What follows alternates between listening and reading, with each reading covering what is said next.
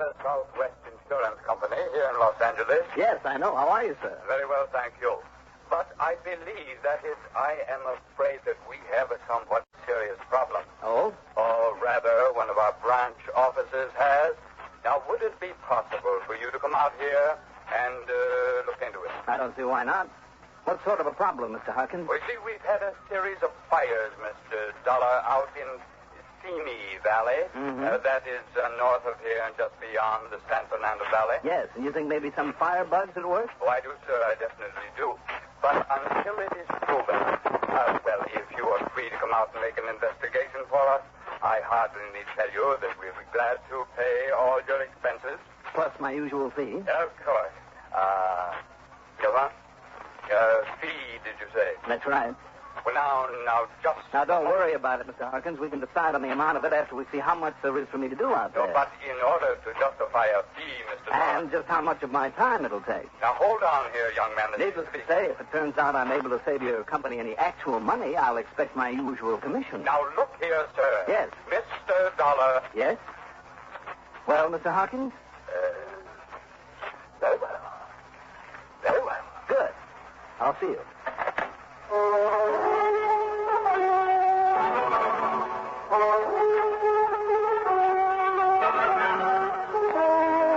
The CBS Radio Network brings you Mandel Kramer in the exciting adventures of the man with the action-packed expense account.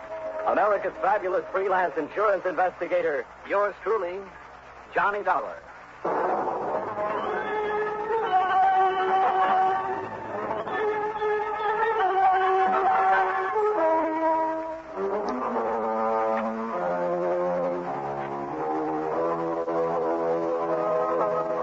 Account submitted by Special Investigator Johnny Dollar to the Greater Southwest Insurance Company, Home Office, Los Angeles, California. Following is an account of expenses incurred during my investigation of the do-it-yourself matter.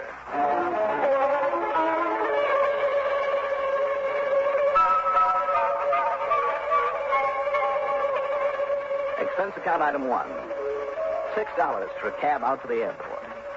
Item 2, $204.25, plane fare to New York, a jet heading west. That east to west time differential is a great thing. It meant that we pulled into the new Los Angeles International Airport shortly after noon Pacific time.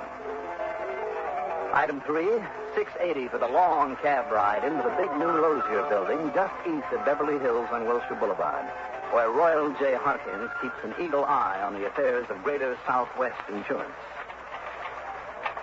Now, let us get this understood right now, Mr. Dollar, insofar as any fee is concerned. Now, you just stop worrying, Mr. Harkins. Did I ever hit you with a bill too big on any of the other jobs I've done for you? Well, no. Not that I haven't tried. I beg your pardon. Now, tell me, what's this all about? About a fires, you said. Yes. Around the San Fernando Valley. Up beyond that, in what is known as the Simi Valley. Mm-hmm. So tell me, do you remember hearing or reading about the terrible Bel Air and Topanga Canyon fires last fall? Last November? Oh, sure. According to our eastern papers, it was one of the worst disasters that ever hit Los Angeles County. It certainly was. Over 450 homes were destroyed. Many of them in the fashionable Bel Air section were in the $100,000 to $200,000 class. So I understand. Now, many of those homes were owned by wealthy, prominent movie stars and producers and directors, mansions. And you had a lot of them insured. Oh, yes, we certainly did. In other words, Mr. Dollar. In other words, your company has had to shell out plenty of money. Yes, Mr. Dollar, it has cost us millions. Literally millions. Mm-hmm. Now, what has that got to do with your troubles out in the Simi Valley? Dollar, the best way for us to recoup some of our losses, I decided, was to simply sell more insurance. More and more insurance. Mm-hmm. And if you know anything about the tremendous amount of real estate development that's going on out in the Simi Valley, well, now do you? Well, I understand that all the orange groves and farmland... Orange ranches, Mr. Dollar. Oh, sorry. Yes, with the hundreds of new homes out there, it's opened up a whole new territory for us. Well, I would think so, and for every other insurance company. Yes. So the first thing I did was establish an almost completely autonomous branch office in the community of Moore Park. That's out there in the valley. Yes, just north of Thousand Oaks. I see. How autonomous do you mean? I mean full power to immediately settle all claims. At least all except those that might be questionable for one reason or another. They, of course, are referred back here to the main office, to me. Well, isn't that rather unusual, Mr. Hawkins? Well, now, that's one of the best ways a relatively small company like ours can compete with the big ones by close personal service and the settling of all claims fairly and immediately. Now, I guess you have a point there. No question of it. And, by the way, a young man simply walked in one day, took our course, passed with flying colors. His name is Harry Walterson, and Dollar. He had sold as many policies in the past 3 months as I ever sold in 3 years. Well, real go-getter. Yes, he certainly is. Now, as a result, the premiums have been rolling in, but now, recently... Yes, let's get to those fires you mentioned. Oh, yes. Now, when you figure 9 fires in less than 6 weeks, plus the personal property losses that went with them, ruin. At least gives your young friend Walterson a pretty terrific argument for selling more insurance out there. Yes, of course it does. And under my urging, he's fully capitalizing on it. Every time there's a fire, he's able to sell 10, 15, 20 new policies with no trouble at all. But the premiums on them don't begin to make up for those losses. Tell me, have the police found anything to indicate arson? Oh, we have reason to be mighty proud of our police and fire departments out here, Mr. Dollar. But they simply cannot keep up with this burgeoning population growth. There simply aren't enough of them, not enough men or facilities. And to answer your question directly, no, they haven't actually found any concrete evidence of arson, nor has Walterson, although he suspected it once or twice. I see. And if you know that valley area, well, do you? Well, with its brush-covered hills and plains, canyons, covered with mesquite, sumac, manzanita, chaparral, all of it tinder dry because of our lack of rainfall. New homes, you said. Where? Are they homes that people are satisfied with after they've moved in and lived there for a while? Oh, you're thinking perhaps the homeowners themselves have set these fires? Well, it's just a possibility, and it has been done before, you know. But, a whole series of them. Well, who else stands to gain? And don't forget this, sir. Yes. An idea like that, if it's gotten away with, can spread pretty quickly. You ask the torch squad in any big city. And if that's the case with these fires... Dollar, you've got to find out. And if it is, put a stop to them before they ruin us.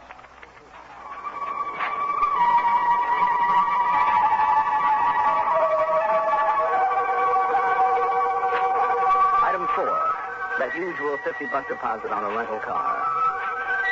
I drove west on Wilshire Boulevard to Sepulveda, north over the Santa Monica Mountains to the valley, west on the Ventura Freeway to Thousand Oaks, and then north to the little town of Moore Park. The Greater Southwest Insurance Office was a spanking new little building of fieldstone and white stucco with picture windows all around. Inside, there was only a reception desk, half a dozen girls with typewriters and calculating machines, and down at the end, the private office of Harry Walterson, who got right to the point. The homeowners themselves setting these fires? Well, it's a possibility, isn't it? No, Sir Dollar. And I'll tell you why. Excuse me, do you mind if I just close this door, please? No, go right ahead. There, now. Maybe we can hear each other now. I guess I'm conditioned to all that racket out there. You'd have to be. You have a mighty busy little place here. Well, after all, if I'm going to make any money for the company, but as I started to say... excuse me. Go ahead. Walterson. Oh, yes, Mr. Pretty. Yes, sir, your policy will be mailed out to you tonight. Well, I'm glad you did, too. Yes, sir.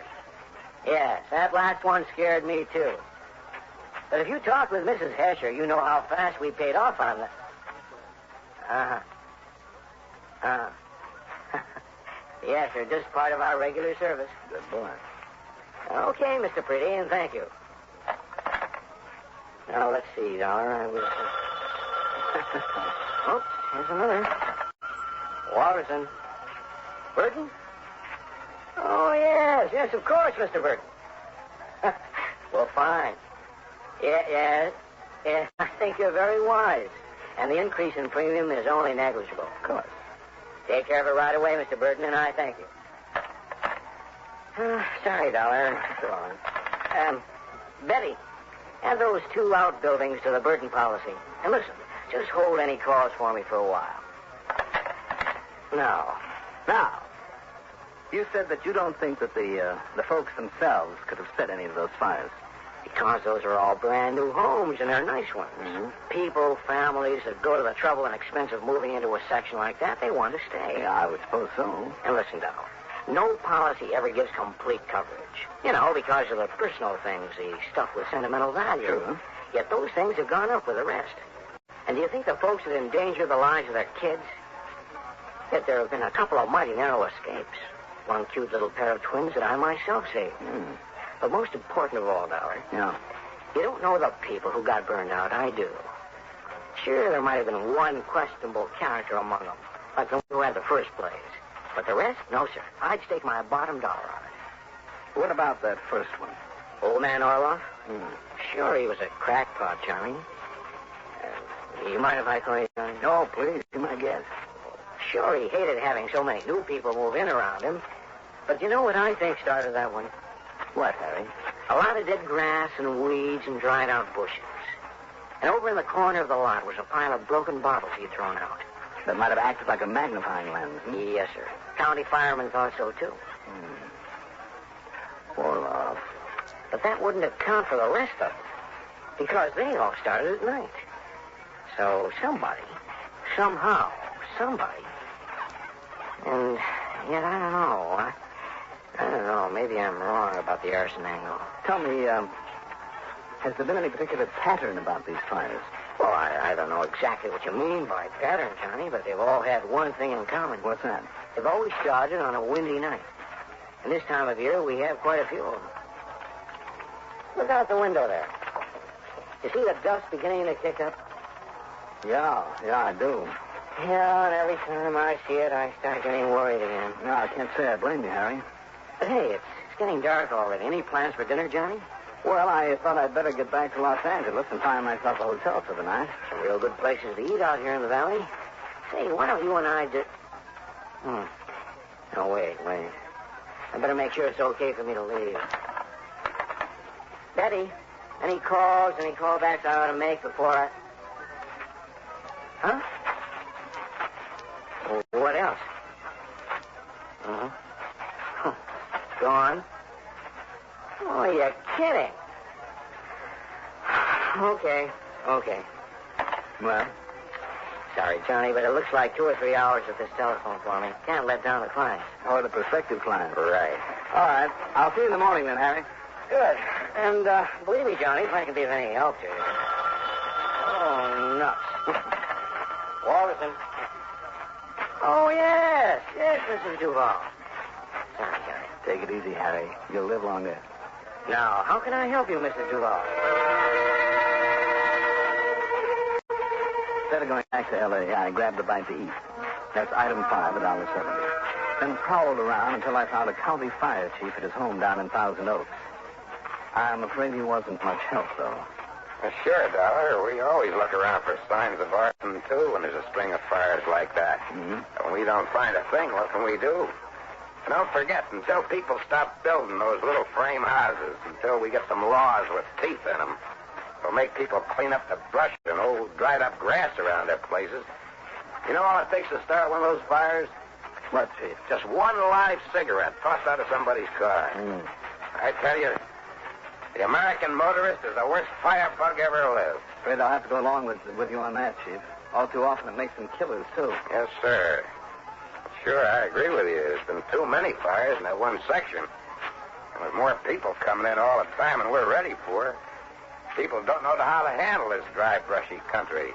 By the time we or any other department can get to some of those places, well, it's too late. Fire's done its work. There's nothing left to do.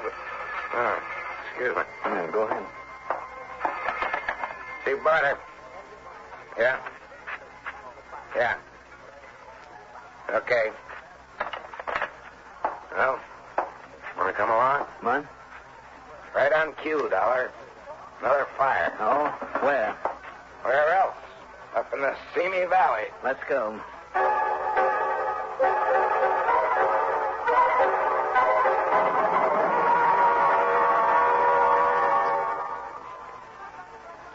Most of us have problems, business and financial worries, family troubles, or personal difficulties. They can build up strains and tensions that, if improperly controlled, can develop into mental illness, America's #1 health problem. There are many effective ways of treating mental illness, but the most effective method is to prevent it before it starts. Write for the free booklet, How to Deal with Mental Problems.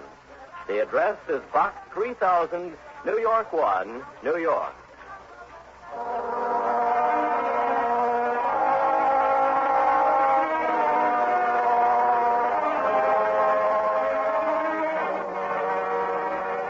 As the chief suspected, by the time we got out to this newest fire up in the Simi Valley, we were too late. Another of the nice, new little houses had burned to the ground.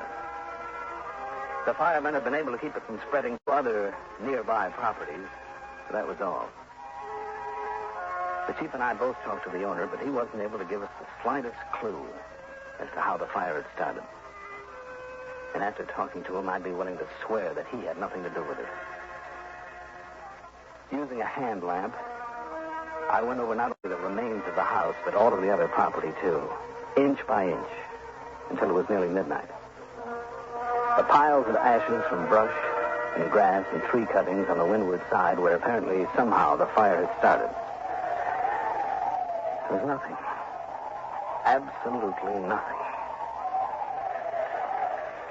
Dollar, I'm afraid it was just some crazy kid or a drunk in a passing car that flipped out a lighted cigarette. With this much wind, the whole place went up in a flash. No. I just hope he finds out about it and has brains enough to have a conscience that'll plague him for the rest of his life. I'm afraid that won't help this poor man and his wife and those two youngsters. Don't you worry about him, Johnny. Oh, hi, Harry. Mr. Alderson? Hi, Chief. Well, the gun, it's happened again, hasn't it? Sure has. How'd you find out about it? Well, one of my neighbors where I live in Moore Park. I guess he's been over here giving you boys a hand. Oh? I just got back from Hollywood where I'd gone to see a show at Grauman's Chinese, and he stopped me at the front gate. Told me about it. Well, if he was so interested as to come all the way over here, maybe you better give me his name, Mr. Walterson.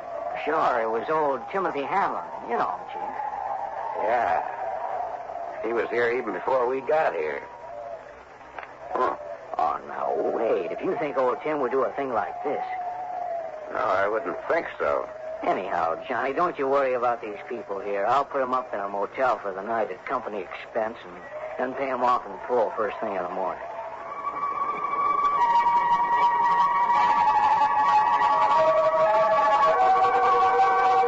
Item 6, $10 for a comfortable motel on Ventura Boulevard. After a late breakfast the next morning, I drove back to Harry's office and watched him pay off the unfortunate but grateful people who'd lost their homes. Then I watched him accept application after application from people who now, after this latest fire, suddenly decided they'd better have insurance or add to what they already had. The people streamed in and out of there in droves. Finally, at about 1:30 p.m., Harry closed the door of his private office long enough for a quick sandwich. Yeah, it's pretty awful that you have to be scared into buying insurance this way, Johnny. But, by golly, they need it. They know it now. We'll give it to them. They're a pretty scared lot. Main problem is to keep them from over-insuring, throwing their money away. More coffee? No, thanks.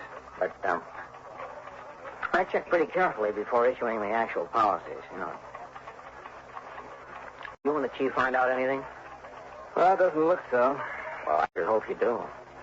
Well, not me, I'm afraid. Huh? Harry, I have to fly on back to Hartford. Oh, no. Yeah, I'm sorry, but that's the way it is. Well, but if somebody is setting these, Johnny, all I can promise is I'll sometime get to the bottom of it. Somebody better.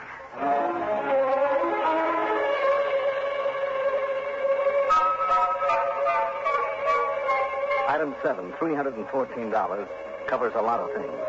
First of all, a weekly rate for me at the motel. A phone call to Pat Fuller at Universal Adjustment Bureau back in Hartford, a sort of clearinghouse for information on claims made to companies throughout the whole country. Then a while later, when he called me back... Well, yes, Johnny, your guess was right. Greater Southwest is the only company that's had to pay on fire losses out there in the Simi Valley lately, and 9 or 10 of them in a row. Okay, Pat. Thanks. But what do you think it means, Johnny? Well, what I think, Pat... Yeah? I don't like. I'll see you.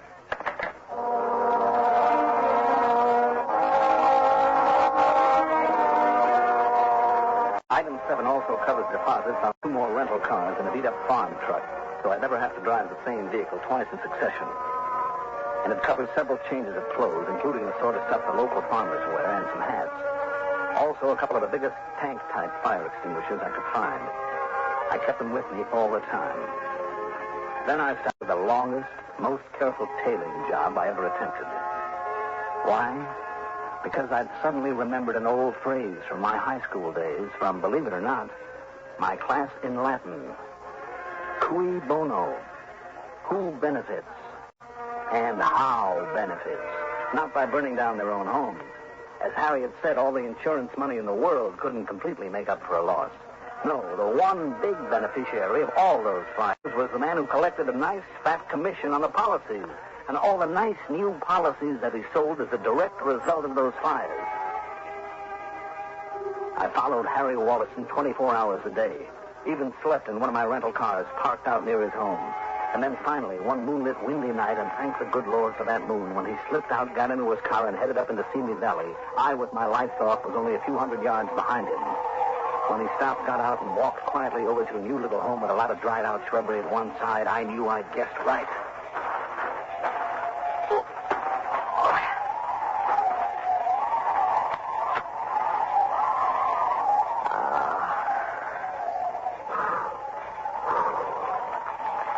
There we are. That'll do it. Yeah, it's going to be okay. Be a lot better if we put this to work, huh? Johnny. That's right. Listen, Stay there, Johnny. Harry. Here, you get that extinguisher going while I use this one. Johnny, now, Go on, Harry. Use it. That dry stuff is going up fast. Go on. I suppose I might as well, huh? Yep. You might as well. How do you know, Johnny? By remembering my Latin.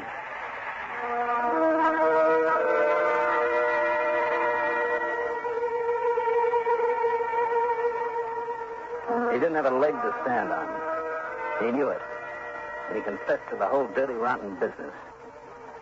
For my money, they can lock him up for life, because if there's one thing I can't take, it's a crooked insurance man. I'm glad they're few and far between. Except for our total, including car mileage and the trip back to Hartford, $833.70. Yours truly, Johnny Dollar.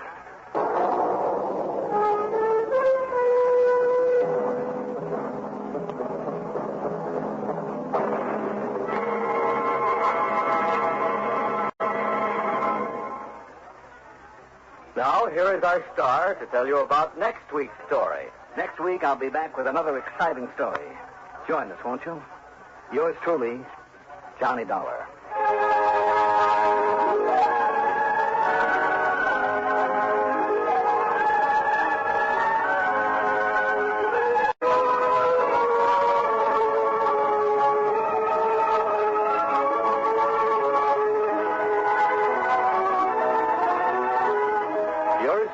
Johnny Dollar is written by Jack Johnstone, produced and directed by Bruno Dorato Jr., music supervision by Ethel Huber. Johnny Dollar is played by Mandel Kramer. Also featured in our cast were Herb Duncan as Harry Walterson, Raymond Edward Johnson as Royal J. Harkin, Joseph Julian as the fire chief, and John Thomas as Pat Fuller. Be sure to join us next week, same time, same station, for another exciting story of yours truly, Johnny Dollar. This is Bill Gillian speaking.